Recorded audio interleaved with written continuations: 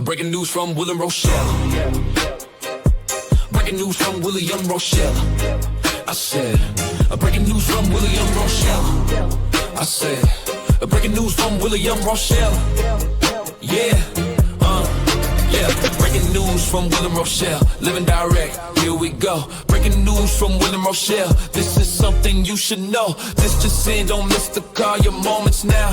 Stand tall, this just in. Here to tone your mind sharp, your future grown. Breaking news from William Rochelle. Breaking news from William Rochelle. I said, breaking news from William Rochelle.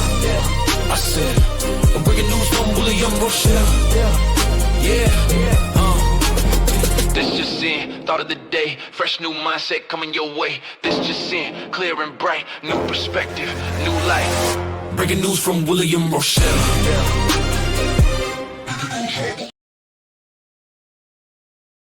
And happy Friday, everyone. We made it and we're feeling good, right? This is William Rochelle, but you can call me Bill. And this is UBU Live's Breaking News. Just so that you know, breaking news is not actually news. Consider it to be things in my life that I found or discovered that made a difference in my day. I am leaving the news portion to the Firebrand Project, to Aaron Parnas, to Don Lemon, and all those guys that do it well. I know my lane, and my lane is about uplifting others, sharing what I found, and trying to be a positive light to everyone around me. So, some days don't follow a script, they follow a feeling. And today was one of those days. This episode starts with gratitude. And I want to thank Netta Fei, and that's Netta Fei, F-E-I. And actually, let me put that up. I thought I had added a banner, and I did not, because there are two people that I want to honor today. Netta Fei, all right? I don't know Netta. I've never met her personally, but I got a chance. She was just one of the people listed like currently live on Substack, and I said, let me check it out. And when I went on, it was not what I expected at all. And the episode was fantastic. And I want to thank Netta Fei for hosting such a phenomenal show today.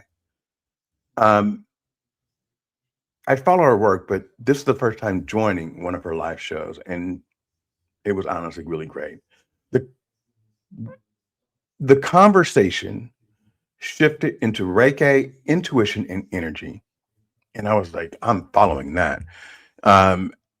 And then something interesting happened. One of the guests on Netta's show was a woman named Jackie, or she was actually the main person. And first of all, let me go back, because my daughters say I should always lead with this. My sign is Cancer. And so what that means is I am a little bit sensitive to other people's reactions. I'm also often misunderstood. And I tend not to let, even if I don't know you, I tend not to let miscommunication go past where we're at. I always like to clean it up, even if I don't know you, because I feel it's just that. If it's miscommunication, let's communicate about it. So let me kind of tell you what happened. And it's my fault, 100%. So, like I said, I've never gone to Netta's show, and I had seen Jackie's one time, and it was like 3 minutes before she was going to close. So I joined her show, and wanting to engage, she had pointed and said, hey guys, look. And there were like a ton of birds on her balcony. And I said, what are those? And what I meant to say is, are those pets, or are those wild birds? Are you feeding them? The problem was I shouldn't have said anything, because she was in mid-show. I probably disrupted her flow. and I'm a name that she's not familiar with. So that most likely was taken the wrong way. And for that, I apologize to Jackie. I've never forgotten that moment.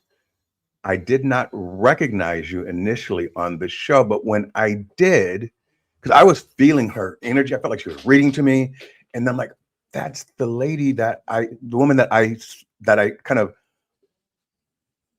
asked a bunch of questions while she was in the middle of the show." And she literally said in that moment, "Hey guys, I have 1 minute before I close out. Any more questions?" And then I tried to type a question, and then the show ended. I'm not sure if she blocked me or the show ended, but it is what it is. But Netta, I went to her and I said, "Hey, this occurred. I'd love for you to like explain to Jackie that I'm sorry. Um, and it was a misunderstanding, and that I found her reading to be phenomenal. I felt like she was speaking to me. So I've said it, I've released it, it's out there. Jackie, I would love to apologize to you personally. I'm apologizing to you virtually because I can't reach you. And I think what you're doing is phenomenal." Moving on. Um,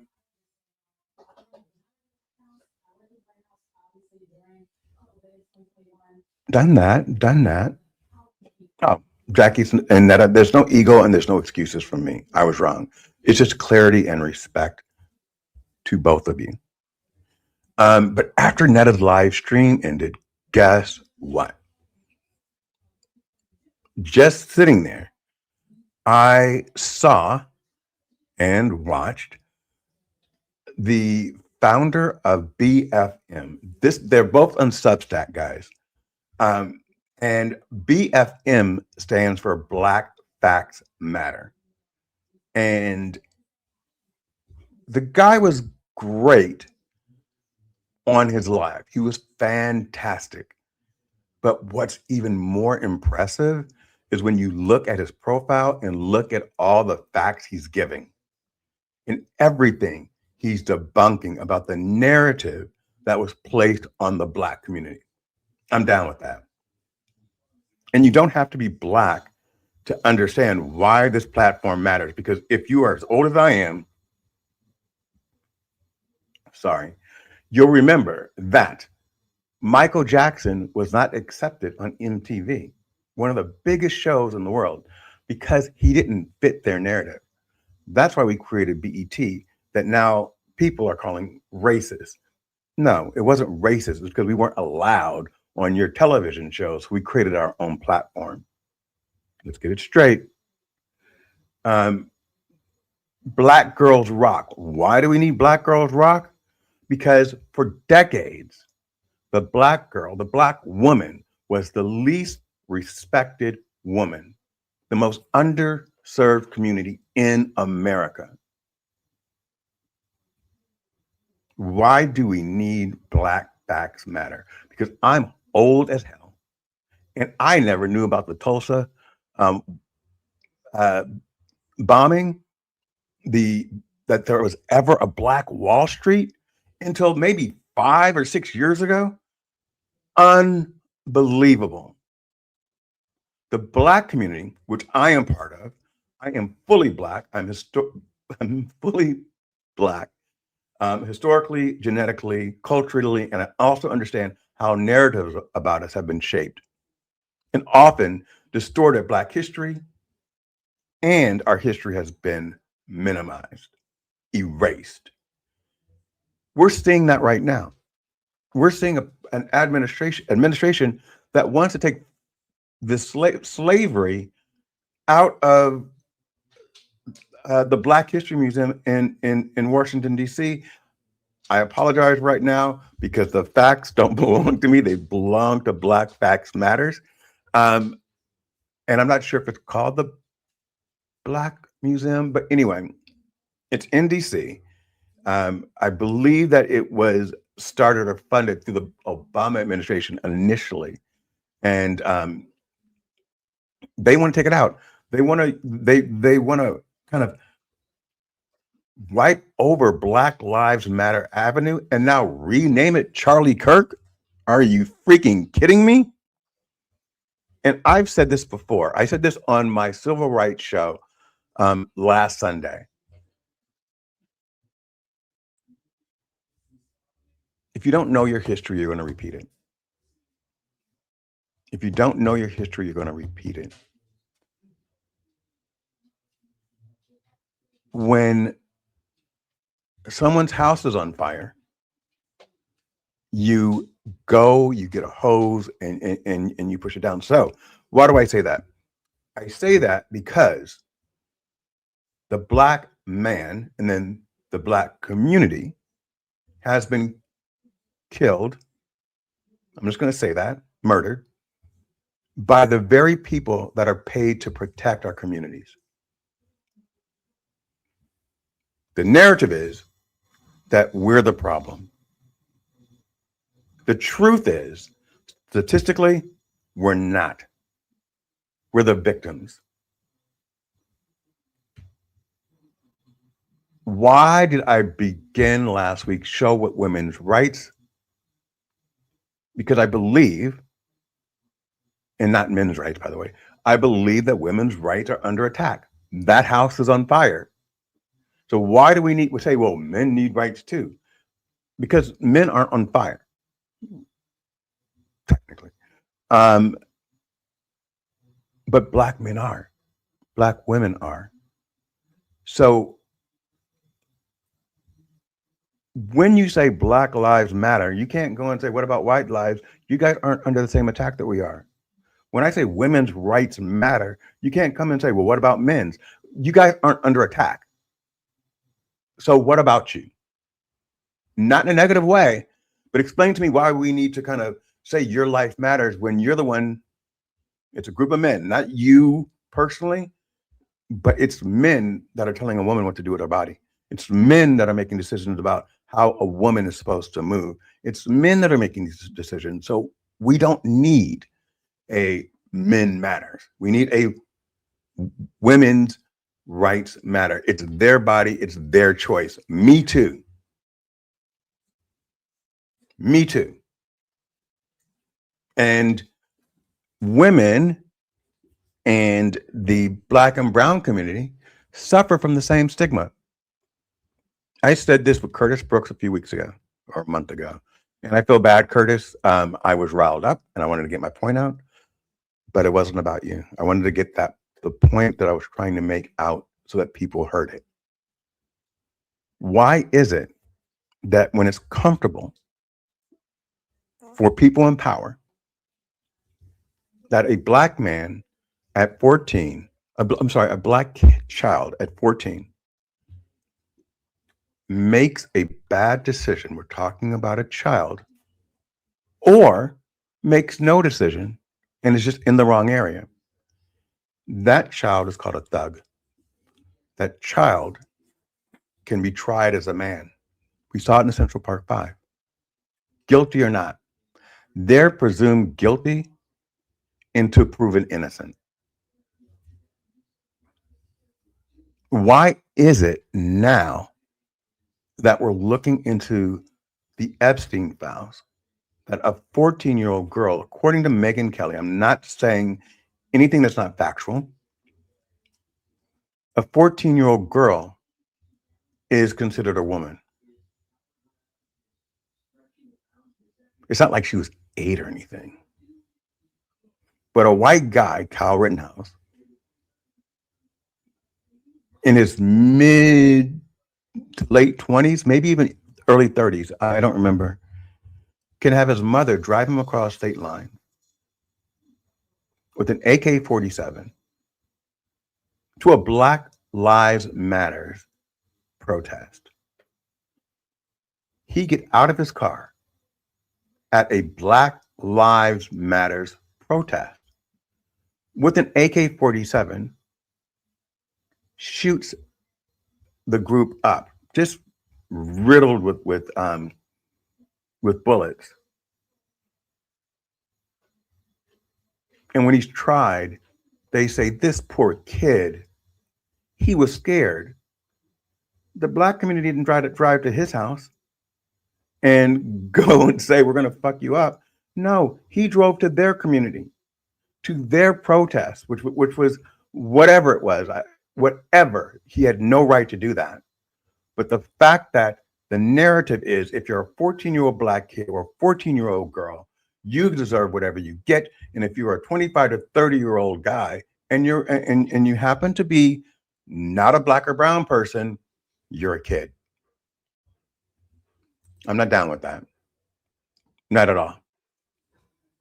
So when it comes to Black Facts Matter, the reason why I got so excited to see that is because we don't hear the full story. We don't know about the innovation, the restraint, the resilience, and the contribution that we have made to this country without getting any credit for it.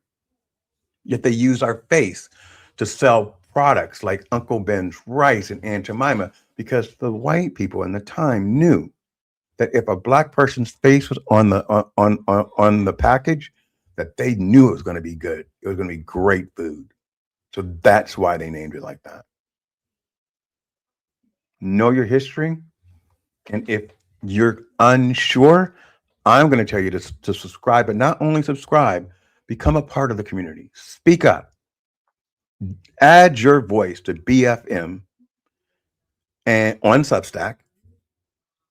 Subscribe, because we all use subscribers, but really what we need are soldiers. We need people that say, hey, I'm a part of this community and I'm going to support you.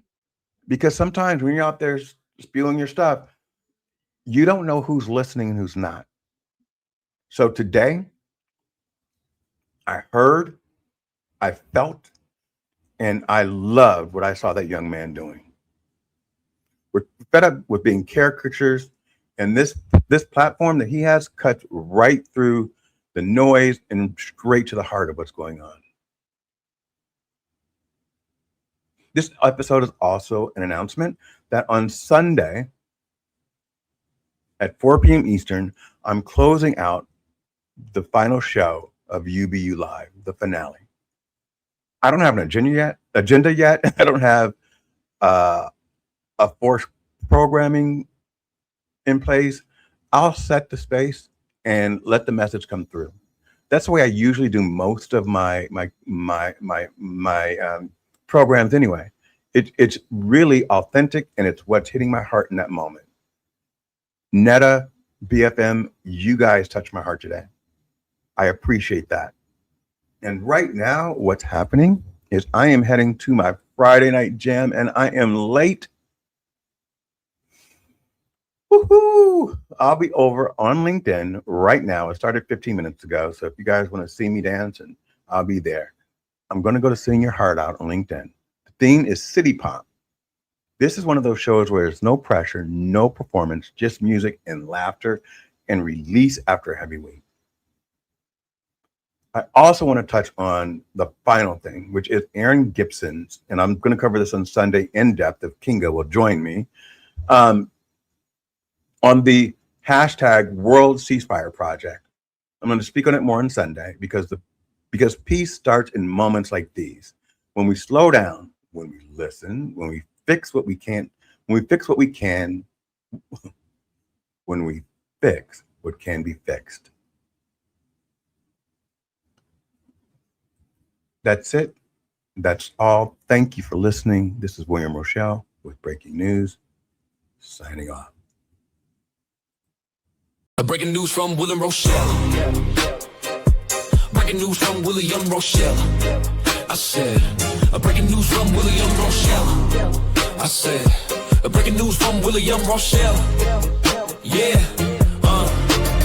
breaking news from William Rochelle. Living direct, here we go. Breaking news from William Rochelle. This is something you should know. This just in, don't miss the call. Your moments now, stand tall. This just in, hear the tone. Your mind sharp, your future grown. Breaking news from William Rochelle. Breaking news from William Rochelle. I said, breaking news from William Rochelle. I said, breaking news from William Rochelle. Yeah, This just in, thought of the day, fresh new mindset coming your way. This just in, clear and bright, new perspective, new life. Breaking news from William Rochelle.